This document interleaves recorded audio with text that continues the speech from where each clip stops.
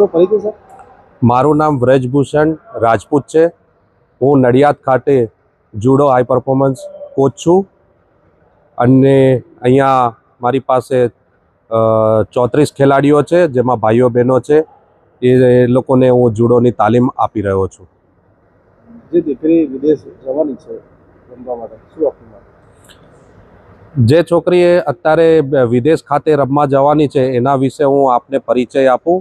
એનું નામ રાહી ગેલાણી છે, જે હાલમાં જ પૂના ખાતે વાલેવાડી સ્ટેડિયમની અંદર કેડેટ નેશનલ જુડો ચેમ્પિયનશિપની સ્પર્ધાનું આયોજન થયેલ હતું, જેની અંદર ગુજરાત તરફથી 44 કિલો વર્ગમાં રાહી ગેલાણીએ પણ ભાગ લીધો હતો. અને રાહી ગેલાણી એ સ્પર્ધાની અંદર ખૂબ ઉત્તમ પોતાનું પરફોર્મન્સ કરેલું. એનું એ ક્વાર્ટર ફાઇનલ, સેમિફાઇનલ અને ફાઇનલ બાઉટ એ જીતી હતી અને 44 કિલો વર્ગમાં પ્રથમ ક્રમ એણે હાંસલ કરેલી હતી. આ જ વજનની અંદર ઘણા નેશનલ મેડલિસ્ટ ખેલાડી પણ હતા, ઇન્ટરનેશનલ ખેલાડીઓ પણ હતા.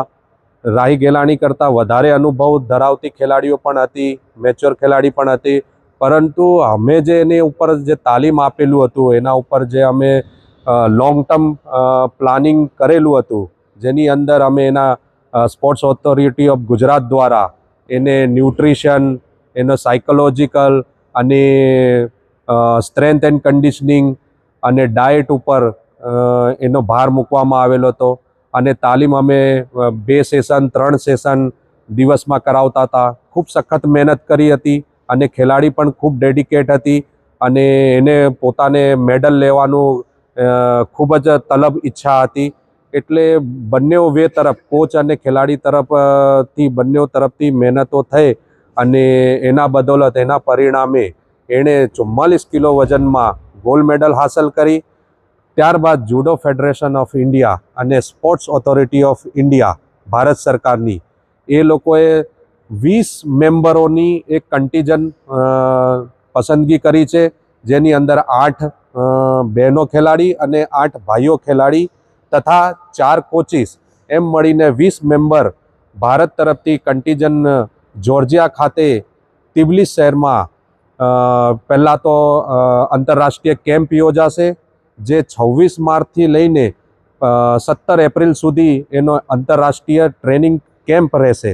ત્યારબાદ એ જ શહેરની અંદર તિબલિસ યુરોપિયન કપ જુડોની સ્પર્ધા યોજાશે.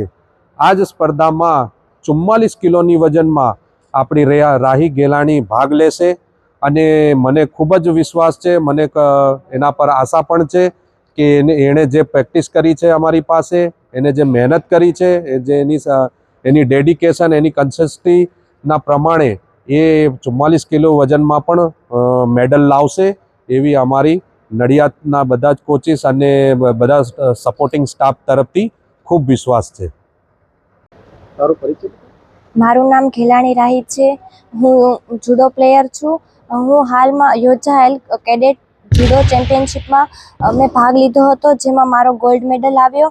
અને આ સ્પર્ધામાં મારા કરતાં પણ સારા એવા અનુભવી ખેલાડી હતા. મને થોડો ડર હતો, પરંતુ મને મારા કોચિસે આપેલી તાલીમ ઉપર પણ વિશ્વાસ હતો, જેનાથી મેં ક્વાર્ટર ફાઇનલ, સેમિફાઇનલ, ફાઇનલ એવા રાઉન્ડ કરીને મેં મારો ગોલ્ડ મેડલ પ્રાપ્ત કર્યો. આ મેડલ દ્વારા મારું સિલેક્શન ઇન્ટરનેશનલ ટુર્નામેન્ટ માટે થયું. હું 25 માર્ચ 2025 आपका परिचय?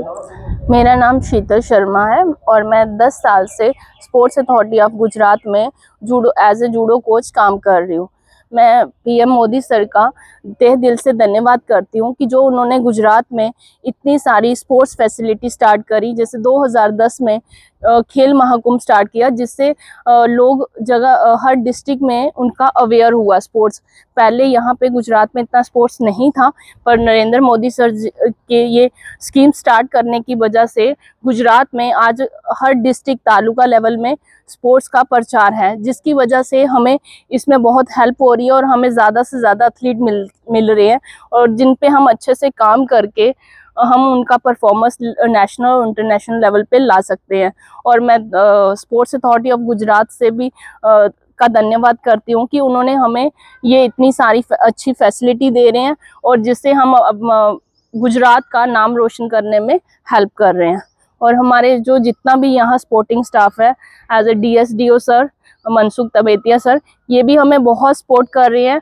हमें हर चीज़ में जो भी हमें चीज़ चाहिए होती है उसका पूरा संजोग दे रहे हैं। और मैं सभी का धन्यवाद करती हूँ, स्पोर्ट्स साइंस का, sports authority of Gujarat, DG sir का, सेक्रेटरी सर का, चीफ कोच का, अकेडमी इंचार्ज, सभी हमें बहुत तहे दिल से धन्यवाद करती हूँ कि वो हमें हर टाइम हर फैसिलिटी दे रही है जिससे हम बच्चों का कैरियर बनाने में सफल हो रहे हैं। धन्यवाद।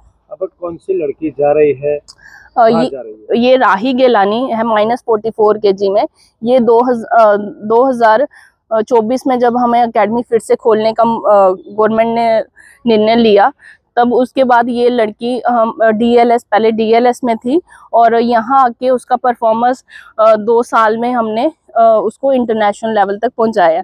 अब मैं आशा करती हूँ कि वो इंटरनेशनल लेवल पे जाके अपना बेहतरीन प्रदर्शन करे, जिससे स्पोर्ट्स अथॉरिटी ऑफ गुजरात का भी नाम हो और हमारे गुजरात का और हमारे देश का दोनों का नाम रोशन करके आए। धन्यवाद।